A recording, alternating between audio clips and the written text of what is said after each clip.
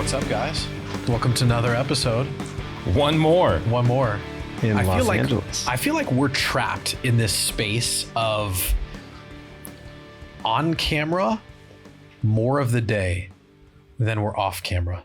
Yesterday we had like 19 cameers in our faces. That was weird. Not good. That was weird. Yeah. You took a picture and you posted to social media. Yeah. You're like, I don't enjoy this. Yeah, this is rough. It is weird. Yeah. It's like four dudes talking. Like I wish we had like a hot chick. Like I'm we got glad, Dean. I'm We glad got we Dean. I could fix that. Yeah.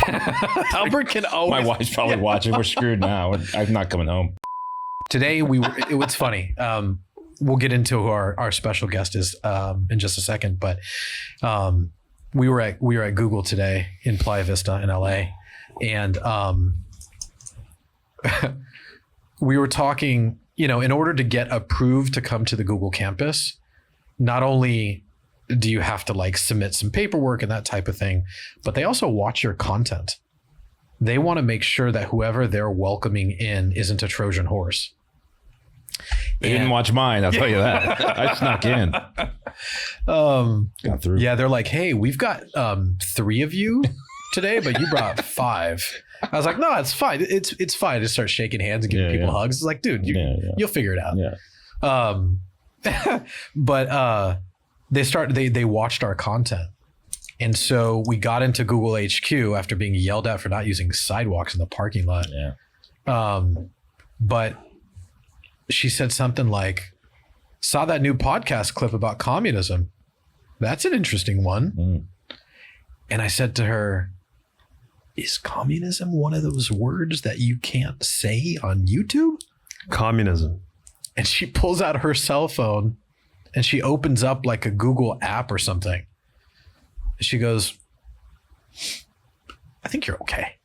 I think we're going to get banned. And I said to her, I don't think Will's going to be alive tomorrow. This is I'm not telling good. all the secrets. Relax here. Dude, yeah, I'm giving it all Be away. Careful. Dude, I was just texting back Robert Croak, who I love, right? Siroja, we're sorry. Huge fan of his content. And he's like, what are you doing at YouTube? And I was like, nothing. Trying to not get shadow banned. Because it's a real thing, right? Albert, obviously, who's our guest today, Albert Preciado from Driven. He's wild. He says whatever he wants to say. Do you remember? Do whatever he wants to do. And he doesn't care about shit. You don't care about shadow bans? You don't think about it? I don't give a fuck. Okay, here we go. That's it. Dude. Maybe that's the way to live. Well, Oh, here we go. He had a guest on the podcast, on the Driven podcast, or the Albert Preciado podcast. yeah. And the guy's sitting over there. You're, of course, sitting here. Sill's in the middle. You know where I'm going with this one. He goes, and I flipped. I think the phone flipped out of my hand. I was like, what? Well, I mean, it's because it's, can I say it or are you going to get banned? I think we'll probably get banned. This is a business entrepreneurial podcast. That stuff does not belong on here. And we already saw the clip. Yeah. I think everyone saw the clip. I think the whole it went world viral. Yeah, saw the clip. but it's not, it's nothing bad. Oh God, he's going to start talking about medicine It's now. pretty bad. when like It's a medical thing. Like if you, Stop it. Dean don't goes do it. through it. Don't do it. like Please don't do it. if you are, This is the Howard Stern show. Yeah, apparently, right? Yeah, this is but we'll skip that. I don't want to get you guys in trouble. But check it out. Like what I said is like you got to be controversial. But like the last 14 days, damn. I have 15,352 people that followed me. 15,000. Yeah, in the last 14 days, 15,352 people that followed me. But I also have 2,486 people that unfollowed me. Nice. Oh, So some of those people maybe got, maybe they felt bad or they didn't like my comment or they didn't like something that I said. So I had 2,486 unfollows and 15,352 follows in the last 14 days. The net is what I'm looking for. The net is 12,866 in 14 days. And that's a net positive. That's a net positive. Yeah. So like I'll take that trade-off because the 2,486 people that don't like me are not going to buy from me anyways. Mm-hmm. But I have all these people that I added. So you tell me if this is a win or a loss. We know what's going to happen. They unfollow you. Still watching. Yeah. Yes. Yeah. Absolutely. And then they come back. I love people's accounts where it's like, if you unfollow this person, Yeah. they'll have to approve you to be able to come back. Look at the growths in engagement. Accounts reach 2.2 million, 98% increase. Accounts engaged 137K, 101% increase. Total followers, a 6.1% increase. Just from that one video. That's insane. Or 2 videos, right? Well, that video leads for more eyeballs, and then all the other ones that are good, they start getting more views, and then people are just causing my account to just the engagement goes up the roof. That's insane. Albert has a unique influencer account, and I know we've talked about this before, where I've talked about it with you, but we've talked about it as well, where you have influencers who don't have a business. Their business is saying stuff on the internet. It's not a fucking business. Can we all agree? That's not a fucking business. You can say whatever you want, but if you have if you have coaching to sell, God help you once the market turns. May God have mercy on your soul, right? I'm selling $25,000 coaching. It's group coaching. It's one-on-one coaching. I go live and I mention your name. Dude, I don't know what the fuck these people are selling. And it reminds me a lot of the 2008 meltdown in the real estate market, the mortgage market, where you had all these real estate agents that had to pivot and they were selling a multi-level marketing scheme. Mona V. Do you remember that? Mona V. Monia. That was acai or something? It was an acai drink. It was a super berry from Brazil. In a wine bottle. In a wine bottle. And we lived in this beautiful high rise, and it was filled with wealthy people. And you know me, I'm Jewish to the maximum. I lived on the first floor. I wasn't trying to spend any of that money. It was post 9/11. We wanted to be safe. Yeah, we wanted to be the first out, like the CEO of Chase, right? He's like, I'm not going to be on the 97th floor. I'm going to be on the first floor. That plane hits my building, I'm out of there. But no, the truth be told, it was the cheapest condo that I could buy in the building. But the truth was, going back to this acai thing, I pull up my car in the underground parking lot. And my neighbor, who was pulling at the same time, goes, listen, I used to be doing real estate, but now it's about to happen. This is my moment. And he pops open his trunk. I don't know what kind of bullshit car he had. It was like a 6 Series BMW or something. It was like douchebag central. That's a douchebag car, 6 Series BMW. I don't even know if they still. My favorite resident of that building was Dr. Rich. Oh, yes. God bless him. Plastic surgeon. But in any event, he pulls out Mona V, which is an acai drink, super berry, Brazilian cure-all nonsense. And he says, I can't sell it to you. It costs $40, but I can't sell you a bottle. I was like, well, I don't want to buy a bottle. I'll just take a sip, right? He goes, what I can do is I can put you in my downline. And I went, I'm sorry, I'm Jewish. What the fuck does that mean? And he goes, well, see, the way it works is I sell you this license, and then you can then sell the license to other people and do the same thing. And the best part is it's completely illegal. I say illegal or legal? I think you said illegal. Yeah, well, it was illegal, I'm pretty sure.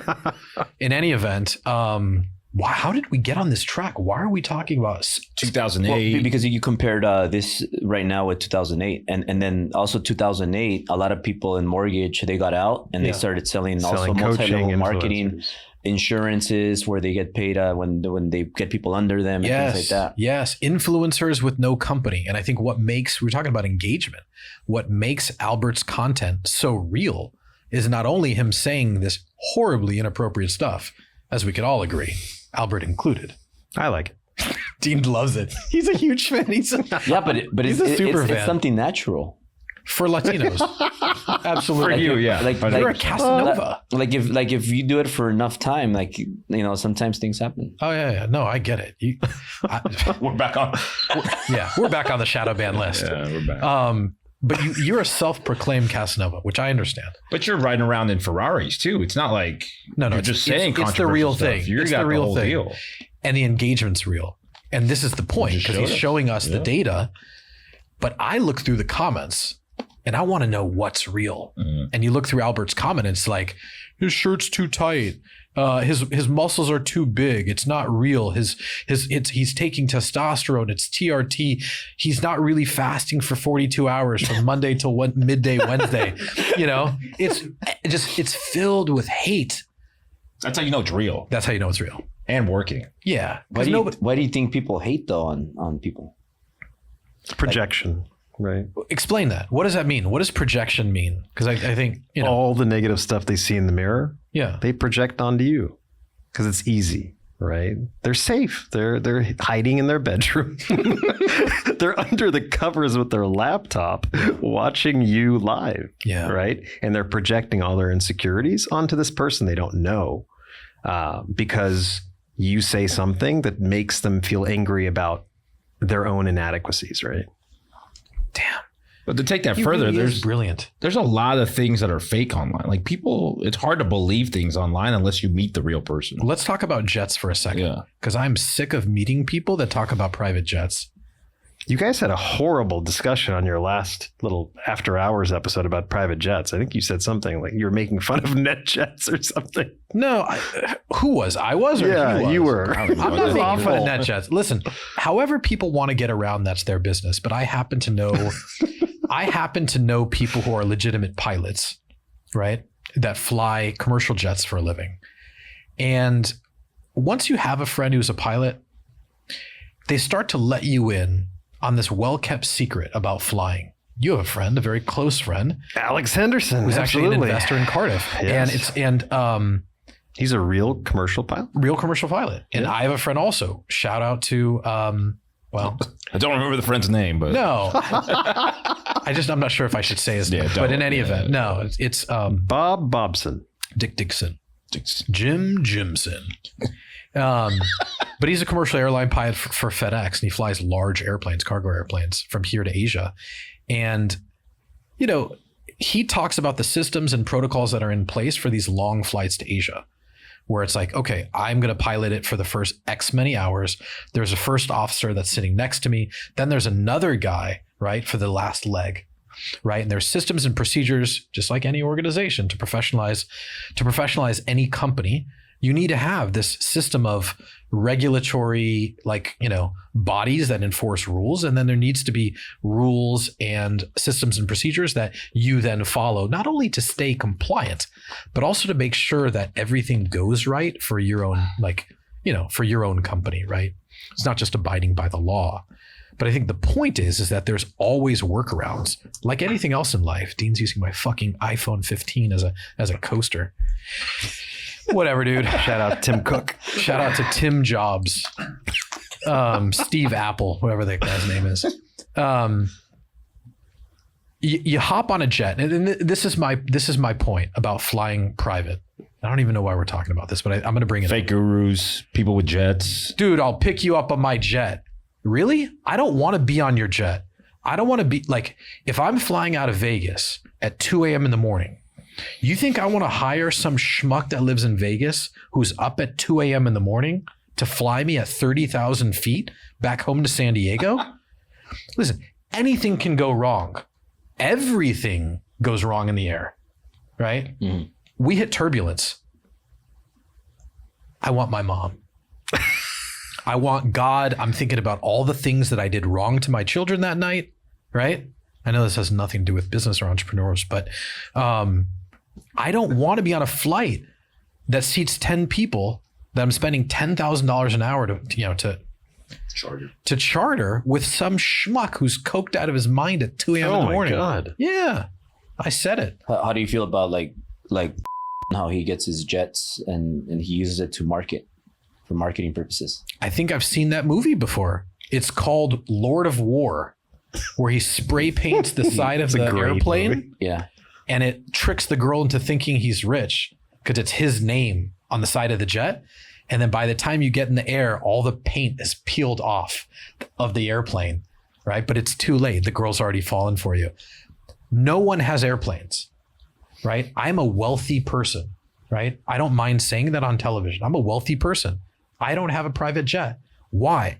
Because I can't, in my head, fathom spending obscene amount of money to not only buy the plane, but to keep it up. That's why I bought an electric car. I don't want to spend. Cardone said he bought $60 million jet to not pay taxes. I don't count his money. I didn't know who Grant Cardone was until 6 months ago, by the way. He should try buying a vineyard. I think that would help him. Yeah. with his If you want to taxes. lose money, Cardiff loans a lot of money to a lot of different businesses. Yeah. None lose money as much as vineyards. And we like idiots.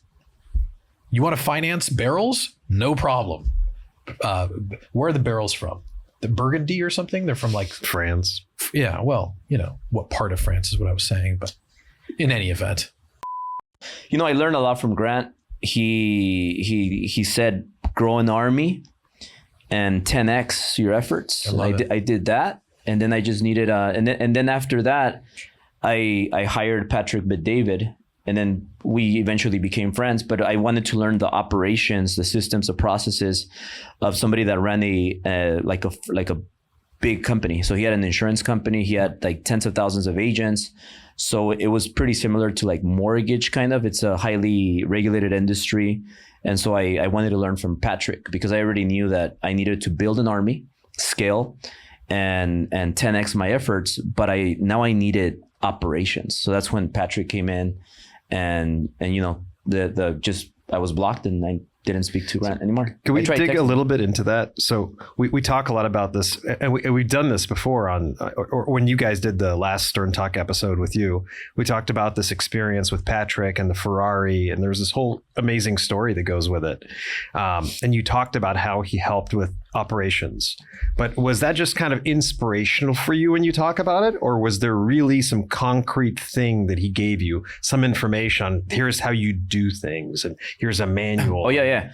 So just to end so that people know the full story with Grant, I wanted to speak on stage at his 10X conference. Yeah. I went to his first conference in Cancun. You don't know this story. Where he this is had a good story. He had 35 people, and I was one of the 35 people in his first small workshop he did in Cancun. So I loved the dude when I heard him. What on year YouTube. is that? This is 2014. Oh.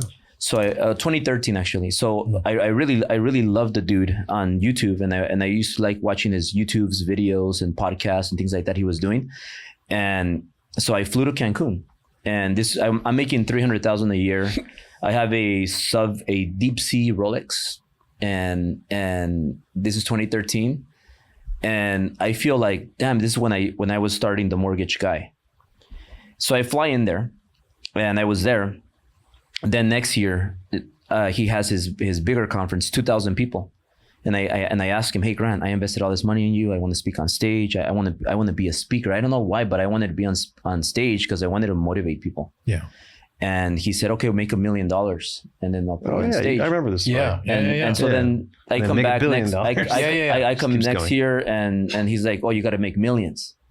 And I'm like, okay, come back next year, make 2 million. And then he told me something that changed my life. He said, it doesn't matter how much money you make, you don't have an audience. You're not going to help sell tickets. So that was the biggest lesson I learned from Grant Cardone. And I said, okay, well, you know what? I'm going to go and start my own event. So I came back home motivated. I told Sil, we're going to start our own event. And that's when Driven was born.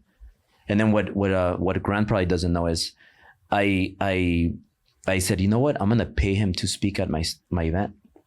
And I'm going to pay him his fee so that I can get all his following and start growing mine. Because I'm sure that all the Latino Americans, millennials, they're going to connect more with me because I'm Latino.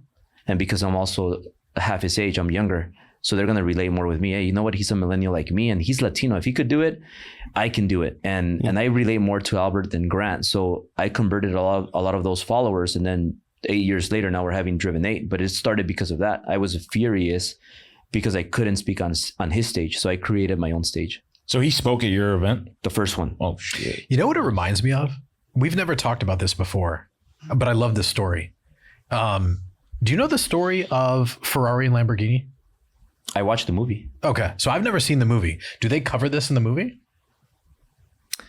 Like the competition between them?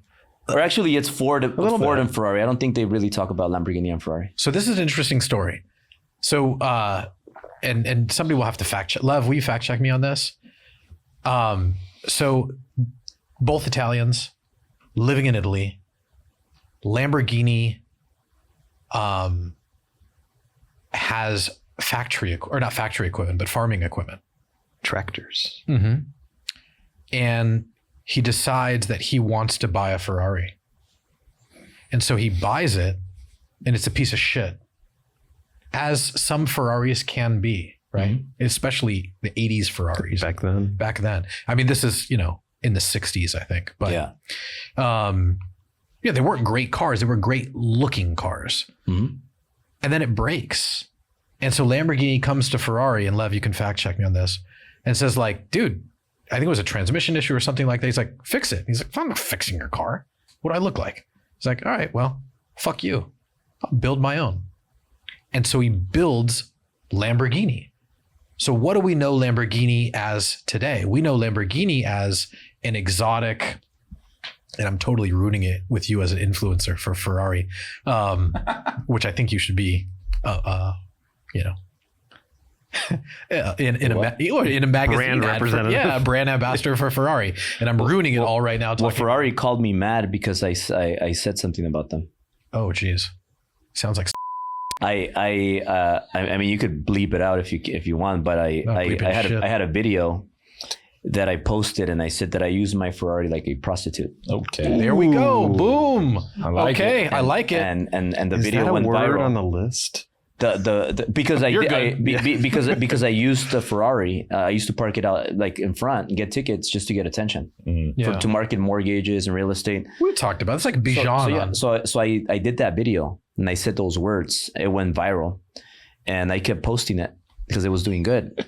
My engagement was good. So then Ferrari reached out to me, and they asked me if I could please stop posting videos with those two words associated, because they don't want to be associated with the P word. So prostitute. Sorry. Yeah. Lev, you'll bleep that in post. Sorry. So I used to like at the events, I had the cars parked on the stage. Yeah. And I would jump and jump on top of the car and like kick it and just be like, hey, use your Ferrari. I use my Ferrari like a prostitute. Oh. And then so Ferrari called me and they said, please don't say that. The best part is that Sil never stops him when he does this kind of stuff. Yeah, it's good. Well, she tries, but I don't listen. Yeah. She's not a marketing person. That's great. She's pretty good. Yeah, she's pretty good actually. But in any event, we're telling this story, right? And it's like Grant doesn't let him on. This is an old story. Albert's told me the story before, but it bears. I don't think we ever did on a Stern Talk. Maybe he just did on his own, but I knew this story about Grant saying, well, like, all right, well, you can't come on stage this time. Make $1 million. Make $1 million. All right, make a couple $1 million. Great. I made a couple $1 million the next year. No, you don't have any followers. You're not going to sell tickets. Fuck you. Do it myself. Driven. Boom. Right. And it really does. It resonates specifically with me. Right. When hardship and challenge and adversity happens to me, there's a freak out moment for sure where I'm sitting in the corner of the shower, right, in a fetal position, the rain shower just coming down on my head, and I'm saying why, right? Like, remember today at Google, I was like, do you want to know why I'm sad? Why me? Why does this happen to me? But generally speaking, I come to my senses pretty quick, and I'm like, it's the vengeance. Yeah. And I shouldn't say that, because if there's younger people listening, they're like, oh no, that's silly. I don't want to act like that. I don't want to be vengeful. That's like, it's a deadly sin, right? That's a deadly sin. But the truth is, sometimes vengeance, right, is one of the greatest motivators in business. And just like Albert's story with Grant, with Ferrari, or with Lamborghini's story with Ferrari, but then also there's another great story, which I think bears us talking about real quick, which is the story that we read from the book about the business coach for both Apple and Google. Which, do you know this story? No. This is another great vengeance story. 2006, somewhere abouts, they bring back, Lev, you'll have to fact check me on this. They bring back Steve Jobs. Lev has to do a lot of fact checking. Dates? I don't remember, right? Like I can, I got, the date that I married my wife inside of my ring. And I still forget. Yeah, that's smart. My anniversary. Yeah, my rabbi taught me that. What he didn't, RIP, what he didn't say is you should get it on the outside of the ring. It's no help on the inside. And so I still miss my anniversary. In any event, vengeance, ultimate motivator, right? Sorry, I shouldn't be saying this, but it's amazing. And with Steve Jobs and Eric Schmidt, the former CEO of Google, they bring back Steve Jobs. He creates the iPhone. He's in the boardroom and he's showing it to all of the members of the board of Apple. Look what we're going to create. Do you remember this? And Apple was in trouble financially, and their lifeline was Google. Google became an investor in Apple and got a seat on their board, maybe got multiple seats. Eric Schmidt sees this iPhone. What do you think he does? Goes right back to Google and says, we're creating an Android phone. And Steve Jobs sends him an email and says, if you do this email is out there in the ether. It's very famous. He's like, I will wage thermonuclear war against Google if you do this. Right? And who won the battle? Sure, Android has phones, but who won the battle?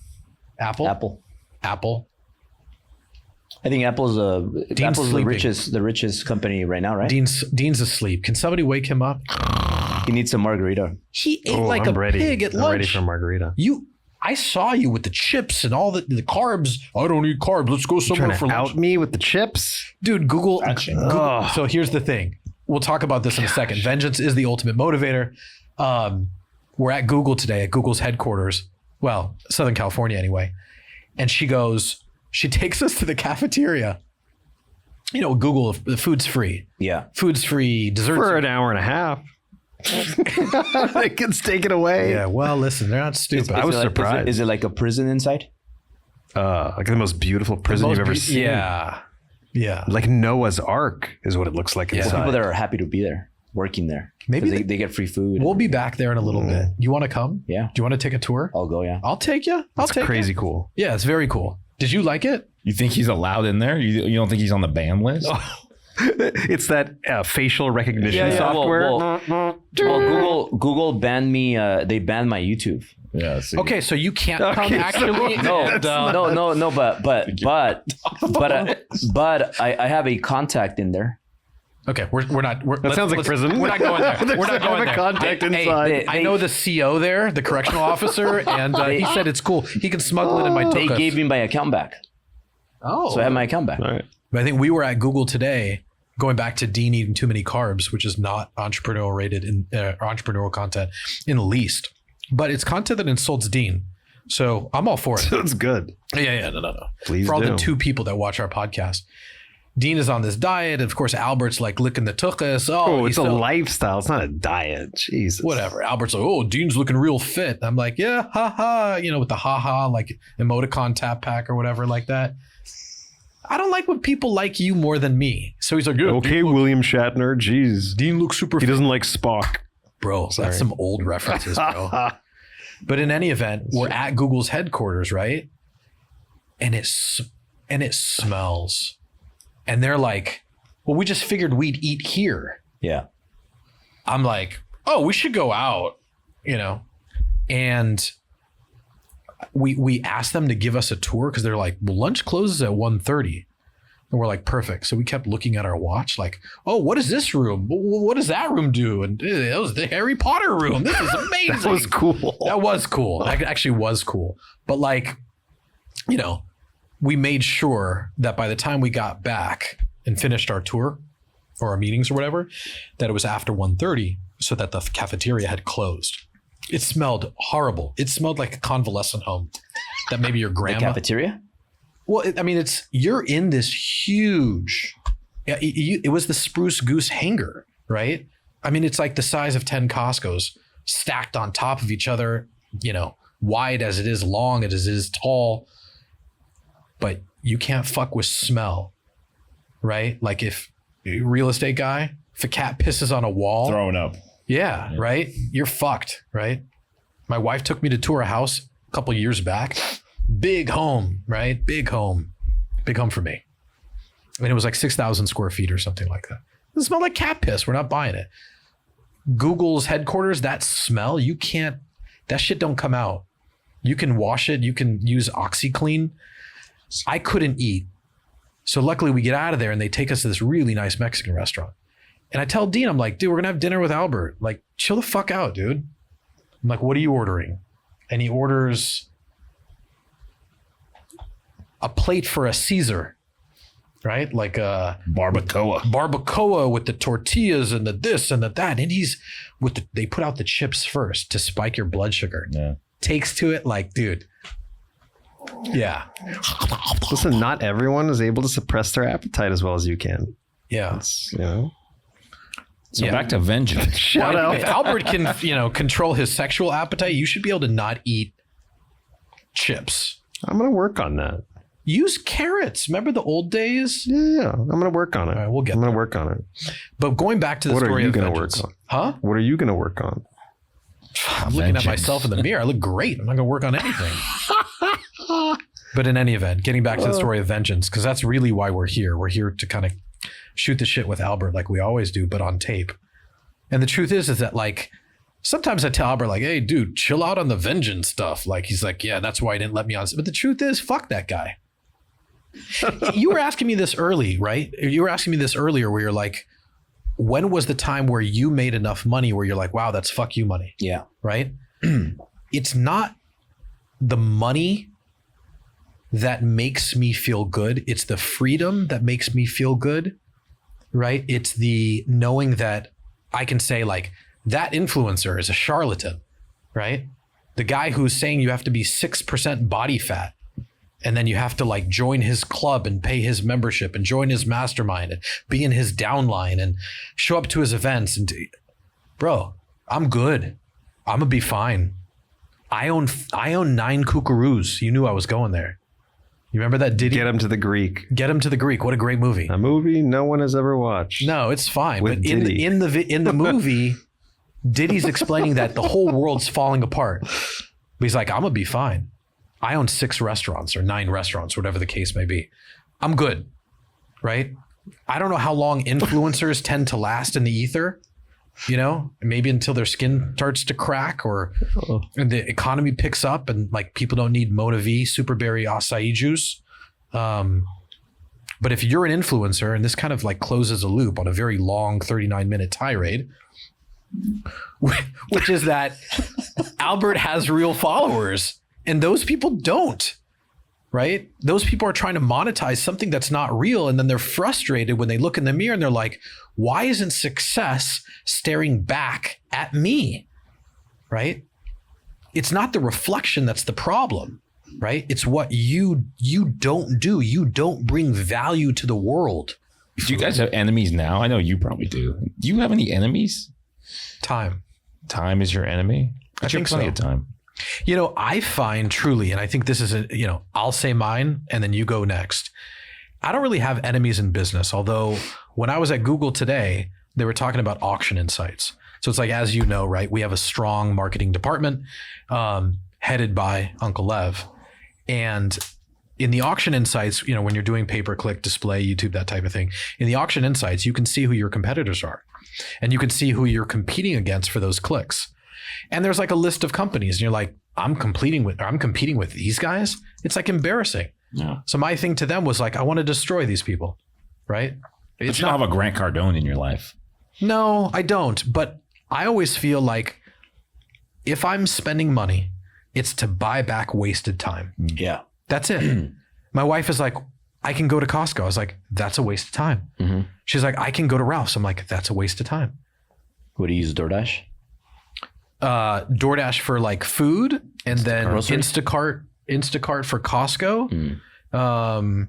Amazon, because we have an addiction, right? Everything comes via Amazon. Why do you think people still go and shop and they want to choose like the shiny avocados and all that stuff?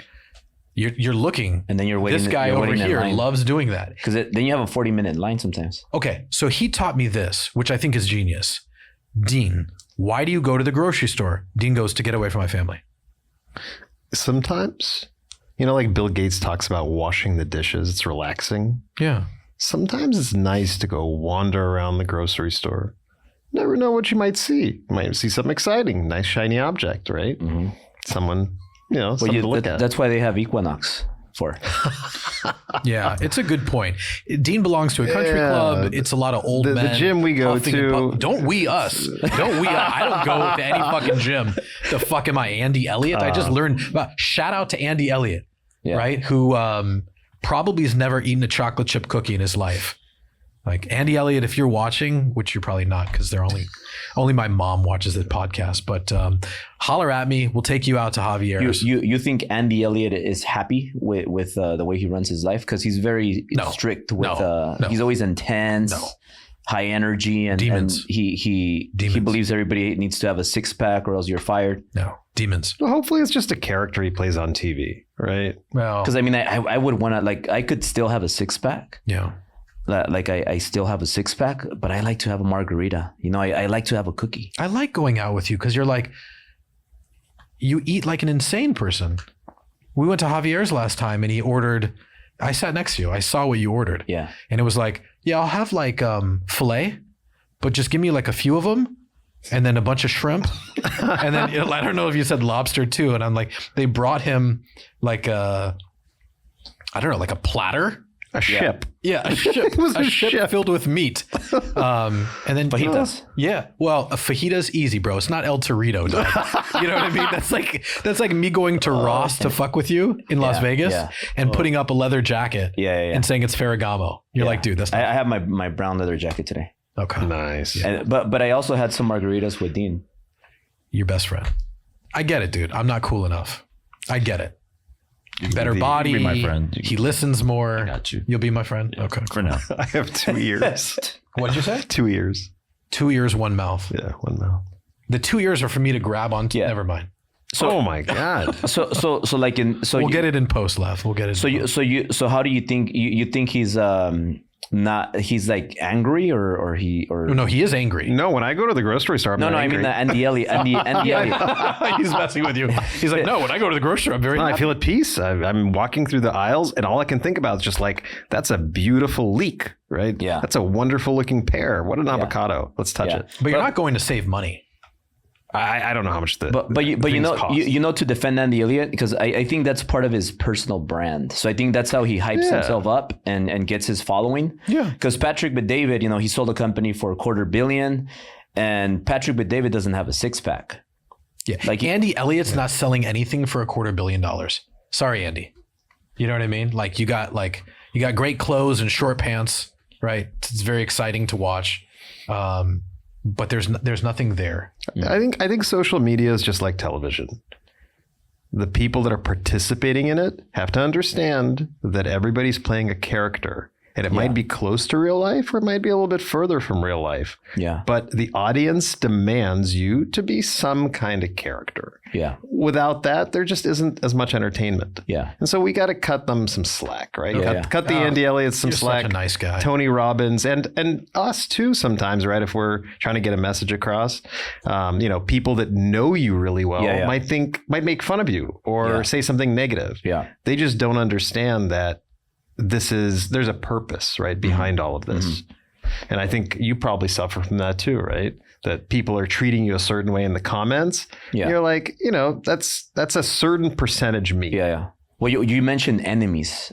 And for me, I didn't mention enemies. Oh, let's talk about enemies. So Josh did. So for me, my enemies are my haters.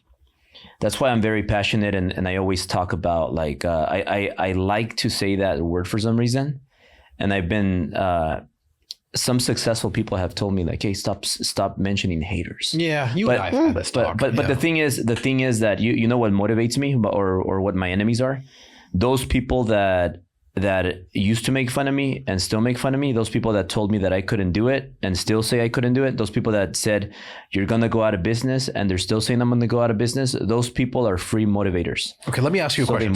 Stop right there. Yeah. I tell you like a fucking hype man, right? Mm-hmm. From the day I met you, that driven is larger maybe than even you can see. because I see it. Yeah. And we talked about this. I'm not going to go into it again, but it is an empire. It's a real estate, mortgage, title, insurance. I mean, everything. All under this, these portfolio brands, underdriven. And the conventions, right, that you do for Driven are the way to bring these people into the religion. Yeah. What could be more fucking motivating than me telling you that? Some idiot on the internet going, his abs aren't real? Who's better, the hype man or the haters? What do you need more in life? Do you need the haters, or do you need a guy like us, or a couple of guys like us going, all right, well, let's get in bed together. Let's figure this out. Let's scale. Let's, I don't do mastermind. Maybe you could help Albert, right? Like we just did a post yesterday. Yeah. And it was me talking about communism. And 60 people said that I'm a fucking idiot. How did I feel about that? Well, 59 of those guys were, no, I'm just kidding. So how did that make me feel? Right? Does that make me angry or sad? No, I think. What do I think of those people? I think you want them to comment more. Yeah, absolutely. But secretly, but Albert it doesn't does. drive me in a negative way. I enjoy those people. Yeah. He does. Like you have the trolls, you have the haters, you have the, Thanks the for people that stopping have by. nothing better to do. Because remember, the people that love you, they watch your content a little bit. So they'll watch your content, like William jumped on my live and he was there for like 7 minutes. Oh Jesus! And then he got off. But the haters, the haters, 7 minutes. because William loves me and he wants to see my stuff and Absolutely. he's like, oh cool. But then he's like, okay, I gotta go. But the haters, they go to sleep thinking about you. Yeah. They wake up and they're thinking about you. They're on your live with fake accounts the full hour. They're obsessed with you. Yeah. But the people that love you, they're busy and they're like, hey, bro, I'll see you for 7 minutes. Cool. Okay, I got to go. I'm busy. I'm going to go make money. But the people that are like just obsessed with you, hating you, they're broke and they have all the time in the world. If they used all that time to create, imagine they wouldn't have time to be watching your stuff for hours. Okay. Yeah. Well put. But what motivates you? Help us answer that question. So when people like you or like my friend Neil Patel, they give me compliments and they tell me, hey, you could, damn, look at this. Let's do this together. That I think it excites me like nothing else, but it also humbles me because when people like are that successful and they give me they kind of edify me. Yeah. I have this this thing where I don't want to think too much of it. Like I want to feel broke all the time. I want to feel like I have a long way to go all the time, because it just keeps me humbled and motivated. Like I don't like people that like I don't want to let my ego take over. So I kind of have that shield. Yeah. And so that's the way I see it. Like you tell me that, and when people give me compliments, I just kind of I'll take them, but I'm like, yeah, you know what? I'm not gonna let this get to me. Like I got to work harder. Well, I tell you stuff like stop spending money. Right. I was Yeah, chatting. but you also give me a lot of compliments where you're like, this is it. You got to do this. And you have so much opportunity. You're going to be you're going to create a religion and you're going to be speaking in front of thousands of people all over the country. Because it's true. Because it's true. But what I also think is true that most people won't tell you is Syl doesn't watch this shit, does she? Sometimes, but it's all right. All right. We gotta listen, money is one of those things where it's like, it's arrows in a quiver. Yeah. And you have to agree with me on this premise. Money is easier spent than made. Yeah. You go to a store, you buy a bunch of Ferragamo stuff, Gucci, Louis Vuitton, whatever, high-end brands. Mm-hmm. Feels really good in the store. Yeah. Feels really good. Yeah. And then you get out to the store and you take it to your trunk and you pop in the trunk. You're like, dude, I just spent $10,000 on nonsense. Mm-hmm. Right. Mm-hmm. And the truth is, right, if you could take that same money and put it towards something and leverage that and take 10,000, turn into 100,000, now you're more thinking like I am. I tend to do business with people who have similar mindsets to me, which is not that I just want to make money. Everybody wants to make money. Yeah.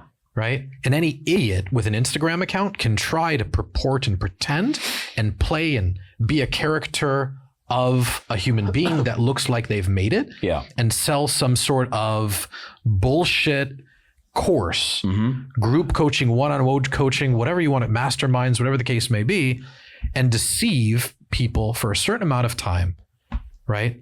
That's not a business, and that is not somebody I want to go into business with. But somebody who understands the value of a dollar and how to scale a dollar to 100 and how to, take that 100 and turn it to 1,000 and take that 1,000 and turn it into 1,000,000. These are people that I do business with. Yeah. So I'm just saying, like, I fuck around with Albert. I'm like, let's sell Syl's car while she's while she's asleep, right? Have what's that company that comes and picks up your used car? What's Carvana? Cars for kids. No. 1-800 Cars for Kids. Yeah. No, Carvana is going to show up in Bel Air in the middle of the night. You and I, a little undercover operation, pick up the Rolls, which is a $500,000 car, base model. And That one's not base. Yeah, I didn't think it was. Take that money and pay down some debt. Take that money, pay down some debt. Take that money, do driven in Arizona, do driven in Texas, do driven in Nevada. And the idea is just that, like, listen, I understand the Ferrari or multiple Ferraris.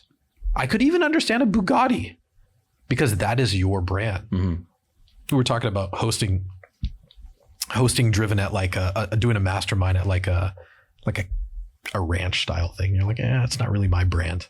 I get that. Yeah. I get that. But I think, kind of closing the loop on this conversation of like what motivates people. What motivates me is working with other people that have similar mindsets. I love making money with people, right? Dean and I, right? Somebody comes to us, they're like, hey dude, I've got $250,000. What can I do? All right, no problem, right?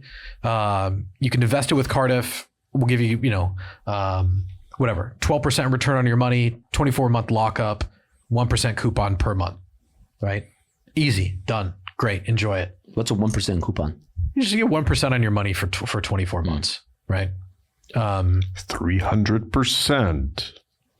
But you know what? Wait, what? Did I do math wrong? But you know what, William? Now offering for a limited time, only 8 seats left.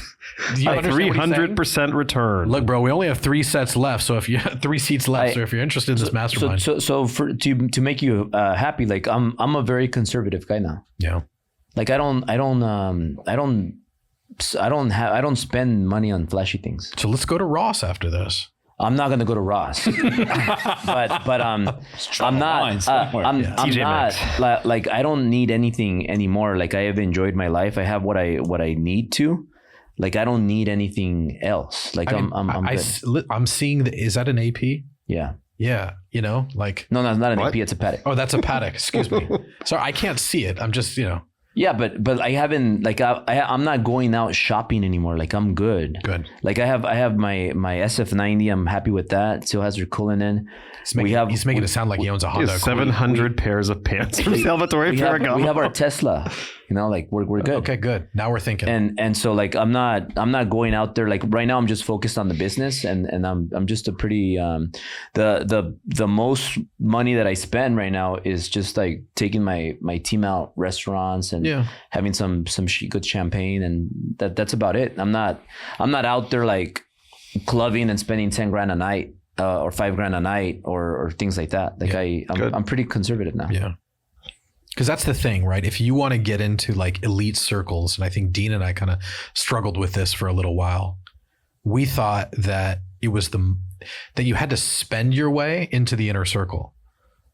And I think, one of the things that we've realized over the years is that it's not spending your way into the circle.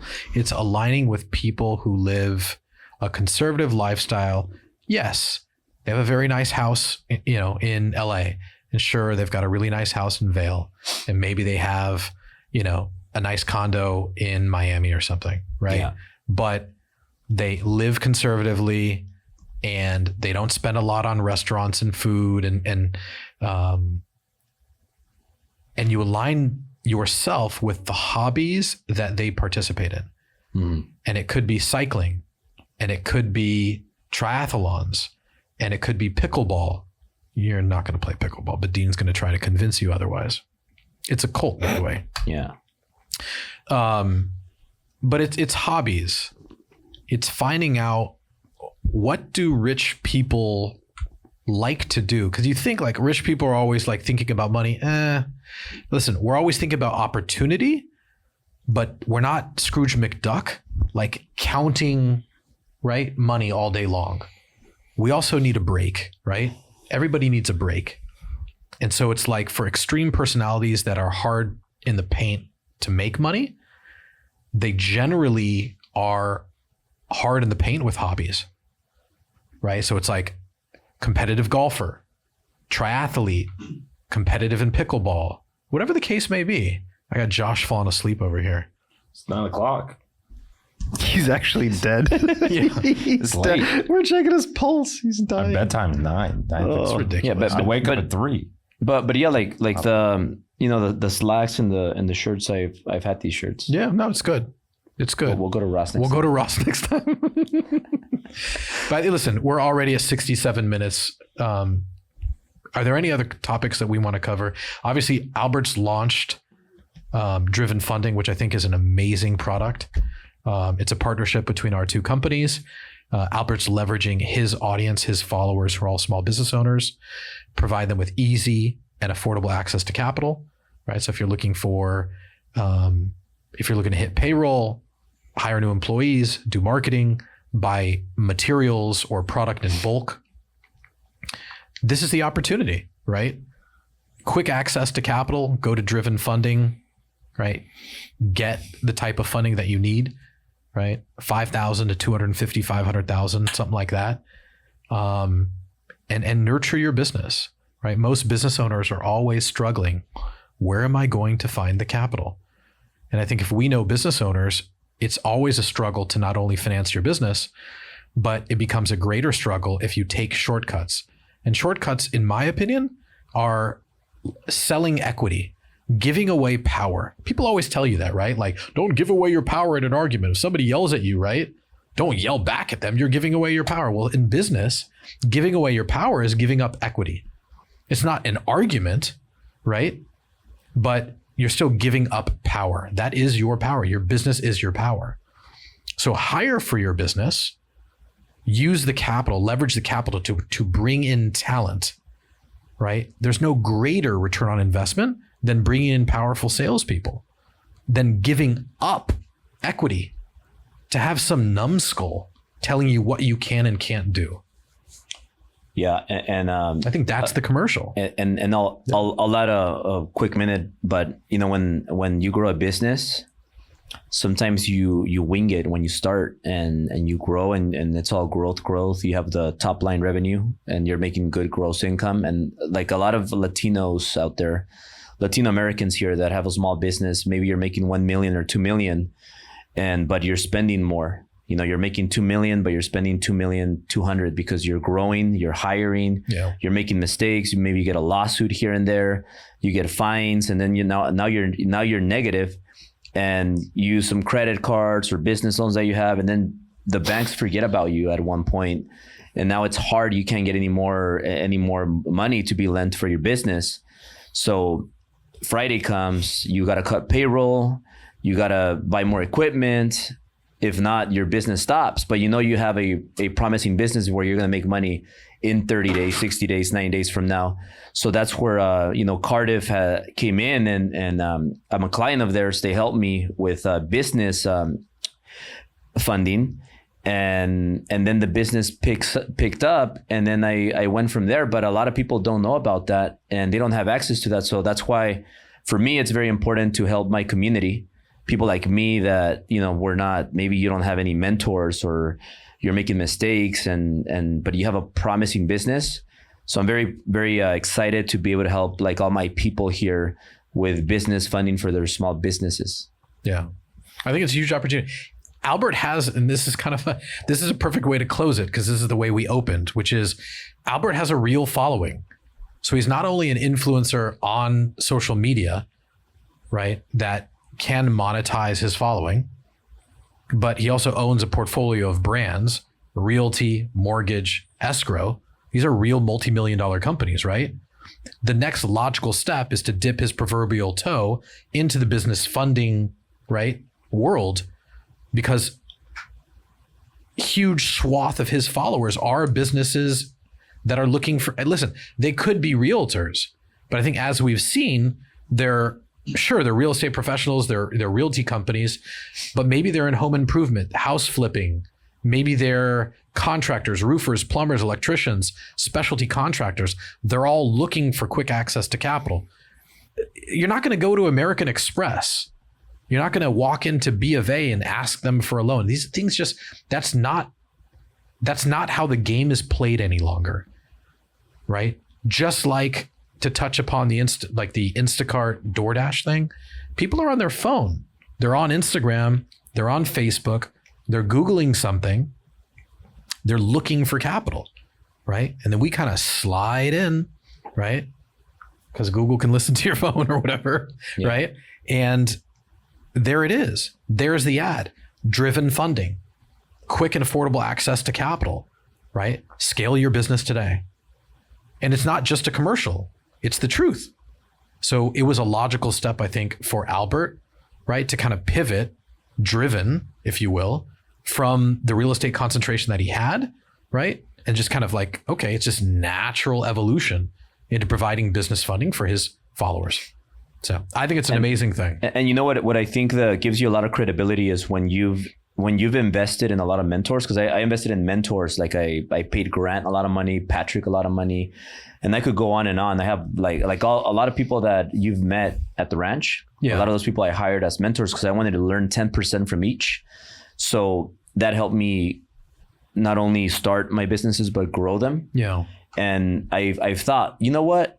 What if I just focus on driven? But then I thought, wait, my credibility versus other coaches is that I have businesses that have been alive and active for 11 plus years as a business owner. I used to work for other real estate and mortgage companies before, like for 10 years. But now as a business owner, being liable for all of them, it's already been 11 years. So I think that gives you more credibility when you've invested in mentors, but also kept the company growing for 11 years, because now you have something to actually coach them on regarding business. So like all those people, I know they need help because I needed help. And I think it's a fabulous opportunity for us to help these small business owners with their business funding. So I'm very excited about that. You could literally provide funding for them to get your coaching. Right? Not everyone can afford to get Albert's help, right? As a business coach. And you said when you have money, you pay for time. Yeah, that's right. Because rich people, they buy time and poor people waste time. That's right. Yeah. And for anyone out there who's listening, who has an audience. Say it, Josh. Right. Tell us, Josh, how many people are listening? Are we YouTube live right now? We're live everywhere. Yeah. If you have an audience of at least, tens of thousands, if not hundreds of thousands or millions, this is an amazing opportunity to capitalize on a high margin product that has recurring revenue and has a great audience fit. Tell them the t-shirt. Right. Tell them the t-shirt. Right. We have a 3-legged stool t-shirt. We have I love the t-shirt. High margin, recurring revenue, audience fit. Check, check, check. Right. If those things work for you and you're looking for another product that can make you a lot of money, right? Reach out to us and you can become the next driven funding. Send it there. Josh, you still awake? Barely. No. This guy didn't even get a mic stand. All right, dude. Let's go eat. My arm hurts. We'll see you guys next We're going time. to eat still? Yeah, fuck that. I didn't come all the way to LA not to eat. Fucking Uber. Taco shop, please. Ooh, let's go to a taco shop. No? Fuck, Albert's SF90 to a fucking taco shop? Okay, I get it. All right, we'll see you guys next time. For less. Yeah, we'll go to Ross too. Let's go to Ross too. While we're at it. Oh, that was fun.